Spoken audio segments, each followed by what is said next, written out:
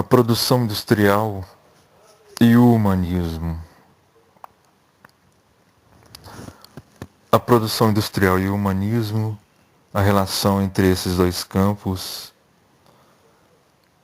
de conceitos, o campo de conceitos da produção industrial, o campo de conceitos do humanismo. Dentro dessa tensão entre esses campos de conceitos está o conceito do capitalismo, está o conceito do fim da teleologia, da escatologia e da teleologia e o próprio conceito de humanismo.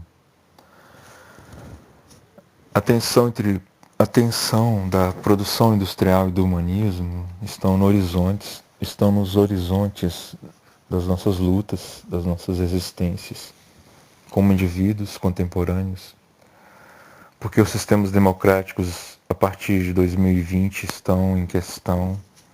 O grande enfrentamento do vírus, da pandemia, mostrou a necessidade da manutenção dos estados fortes, dos estados democráticos fortes, gerindo a saúde pública, os empregos, a mídia, a gestão democrática mostrou-se profundamente eficiente, onde ela existiu ao combate material concreto a uma ameaça à própria espécie humana.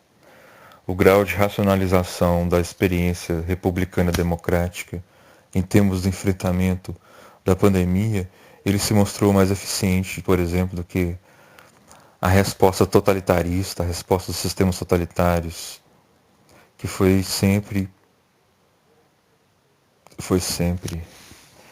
Não é possível dizer foi sempre. Na verdade, esse é uma linha que tem que ser descartada. O problema é o sentido novo. E quando o sentido novo ele surge, ele pode ser descartado também. Ele pode ser perdido. Mas em termos da tensão entre produção industrial e humanismo, o conceito de capitalismo como sendo aquele modo de produção que vai expropriar a mais-valia do trabalhador. Então, ele tem que ser combatido nisso, ele tem que ser destituído nisso. Isso foi pensado no início, a leitura de Marx, que ficou como a mais profunda até esse momento, mais influente, mais provocadora, que vai colocar uma grande negatividade no capitalismo em termos da expropriação do trabalho. Entretanto, dentro do modo de produção capitalista, o regime democrático ele foi a forma mais eficiente ao longo do século XIX e do século XX. Ele foi a experiência mais estável das economias, apesar das crises cíclicas que o capitalismo oferece. A última grande crise cíclica do capitalismo foi em 2008, uma grande crise mesmo. E agora em 2020, a grande crise da pandemia. O capitalismo ele tem suas crises e nessas crises ele vai se organizando. Entretanto, a extrema direita ela se mostrou uma perspectiva extremamente prejudicial do combate ao vírus. Porque a extrema direita ela não se baseia na ciência biológica, nas ciências duras,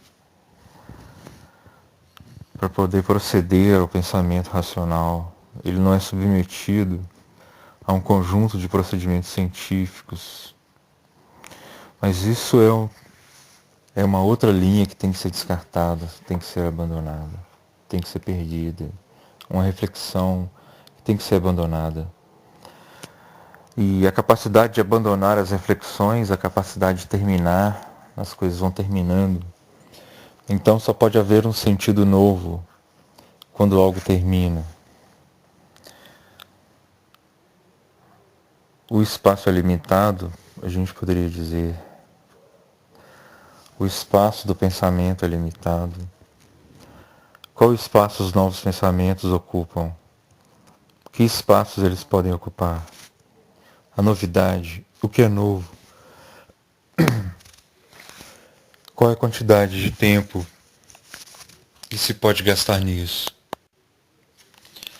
O tempo, o controle do tempo do trabalho, a vida, o bem-estar, a produtividade, o lucro, a taxa de lucro, o luxo, todas essas questões a humanidade precisou discutir nesses tempos, precisou discutir fortemente em 2020, um ano profundamente marcante na experiência humana, enquanto espécie sobre o planeta Terra, enquanto um grupo biológico que enfrentou um problema que foi a proliferação de um organismo vivo, semi-vivo, um organismo extremamente predador, extremamente parasitário, extremamente infeccioso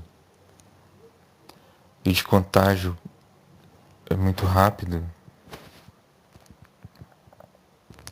E a espécie humana teve que se adequar. O isolamento social, as formas de isolamento, os conflitos que esse isolamento gerou, a forma como os grupos políticos agiram diante desse conflito, traz a questão do humanismo como uma coisa velha, antiga, mas ao mesmo tempo se colocando no horizonte do sentido novo da realidade. Há um sentido novo do humanismo, há um sentido do biopoder do humanismo, do poder sobre o corpo que o humanismo precisa ter para que as pessoas possam se respeitar.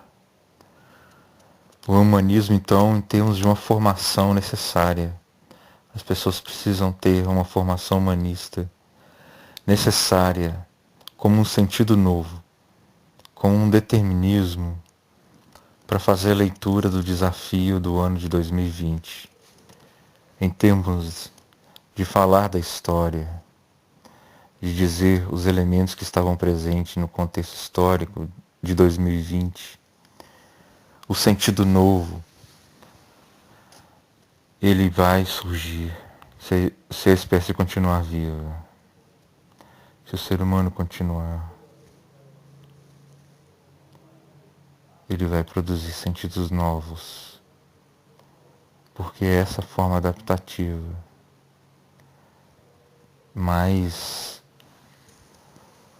enraizante, a forma que faz com que a mente humana possa se desenvolver, possa propor problemas diferentes, usar palavras diferentes, imagens diferentes, sons diferentes, o horizonte da diferença. Então, essa foi uma pequena digressão sobre o sentido novo. Em termos da legislação educacional brasileira, em termos da BNCC, da Base Nacional Comum Curricular, a autonomia, a criatividade são habilidades que se espera desenvolver nas novas gerações. Por isso as ditaduras são prejudiciais, porque elas impedem o sentido novo, elas tentam segurar. É claro que tem que haver uma tensão de quais sentidos novos são úteis e quais são prejudiciais. Por exemplo, o nazismo, ele foi um sentido novo em 1920. O fascismo foi um sentido novo dado na Itália pelo grupo de Mussolini diante dos problemas sociais que o capitalismo encontrava no seu desenvolvimento histórico na Itália. sua produtividade na organização das classes, nas novas formas de relação de trabalho, no desemprego, nos problemas geoambientais das colônias e outras séries de especificidades. E naquele contexto, as ideias totalitárias de Mussolini eram um novo sentido, era uma forma de pensar nova,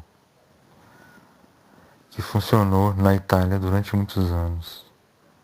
Funcionou mais de 20 anos na Itália. E foi prejudicial.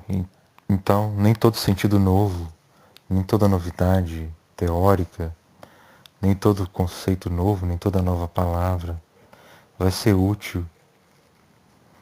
Ao mesmo tempo que o ser humano combateu o coronavírus, o ser humano aprendeu, por exemplo, como fazer uma guerra biológica melhor.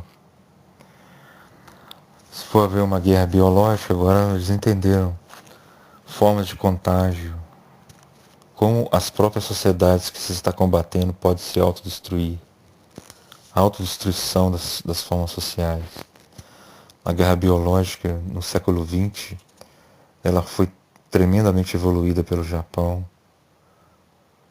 Na guerra contra a China, eles usaram bombas biológicas, espalhavam pestes, vírus, bactérias, doenças, matando em massa as pessoas. E essas guerras biológicas, elas foram experimentadas em vários tamanhos. Na Guerra do Vietnã houve também uma tensão do uso de guerras biológicas. Nas guerras do Oriente Médio, da década de 1990, foram usadas armas biológicas também, doenças, infecções. Nas guerras na África, usaram-se doenças também. Então, o combate, o sentido novo de combater o vírus da pandemia também coexiste com o sentido novo do mal. O mal também se renova.